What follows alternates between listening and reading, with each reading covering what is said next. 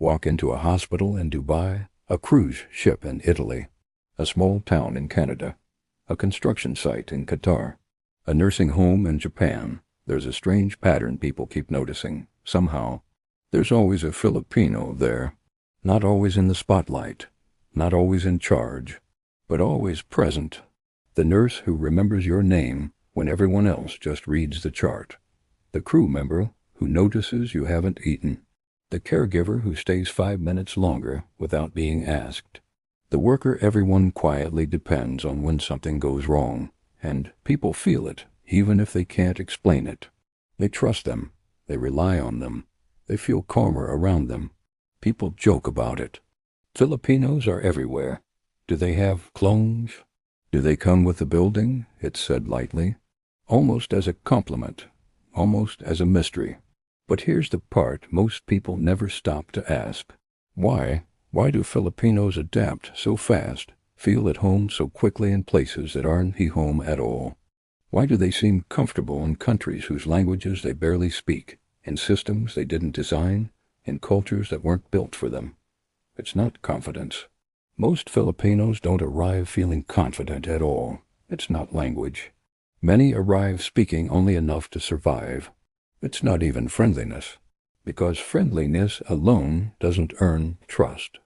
The real reason starts much earlier, long before the airport goodbyes, long before the contracts, long before the promise to just try for 1 year.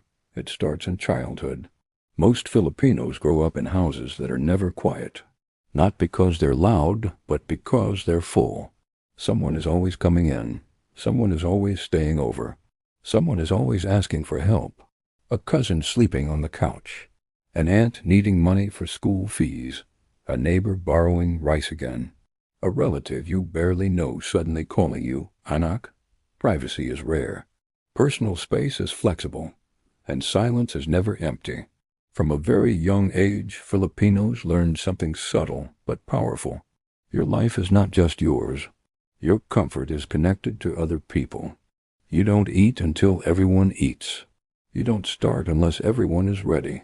You don't celebrate alone. If someone else is struggling, you feel it, even if they don't say it. Especially if they don't say it. So you learn to read the room, fast.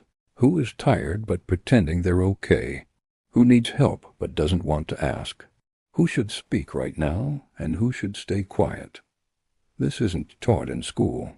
There's no class for it. No certificate. It's trained daily. At the dinner table. During family arguments. During fiestas and funerals. During moments where no one explains anything but you understand anyway. So when Filipinos leave the Philippines, they don't arrive empty-handed. They arrive carrying something invisible. An instinct. They know how to adjust without announcing it. How to listen before reacting. How to observe before acting. They don't rush to be seen.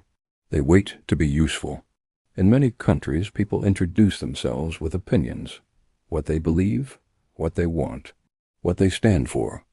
Filipinos introduce themselves with usefulness. They ask questions instead of making statements. They watch before they change things.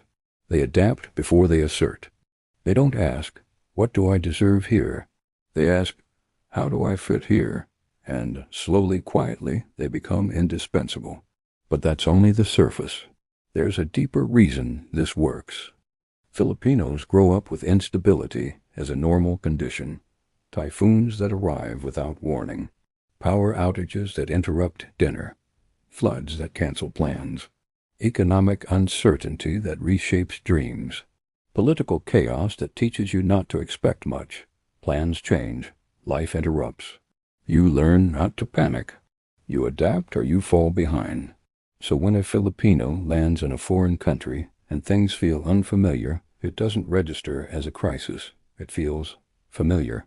Different food, different rules, different hierarchy, different expectations. Okay, adjust. This is why Filipinos don't just survive abroad. They stabilize places. Hospitals notice it first. Patients relax around them. Doctors trust their judgment. Families request them by name, not because Filipinos are submissive, but because they are emotionally safe, They don't bring chaos into tense spaces. They absorb it. They don't dominate rooms. They manage them. Children sense it. Elderly people feel it. Even strangers trust it without knowing why. Because Filipinos learned long ago how to hold space without owning it. And here's the twist most people never realize. Filipinos don't feel at home everywhere because they're rootless. They feel at home everywhere because home was never just a place. Home was people. Shared struggle. Shared meals. Shared responsibility. Home was whoever was there when things got hard. So when Filipinos move across oceans, they don't search for buildings that feel familiar. They rebuild familiarity, quietly, a pot of food shared after work, a call to someone who sounds lonely, a gathering that starts small and grows fast. That's why Filipino communities appear overnight. Why someone always knows who's sick, who lost a job, who just arrived, who hasn't found their footing yet. It's not networking, it's instinct. But every instinct has a cost. Because when you're good at adapting, people forget you adapted at all. They think it was easy. They don't see the moment alone in a small room after work, the long silence after a video call ends, the birthdays watched through a screen, the parents aging without you. Filipinos make displacement look graceful, and grace hides pain well, so the sacrifice becomes invisible. But still, they show up. They show up early. They stay late. They hold things together, not because they don't miss home, but because they learned very early that love sometimes means leaving and still carrying everything with you. And wherever Filipinos go, they quietly teach the world something important. That home isn't walls, or borders, or language. Home is how you treat people when no one is watching.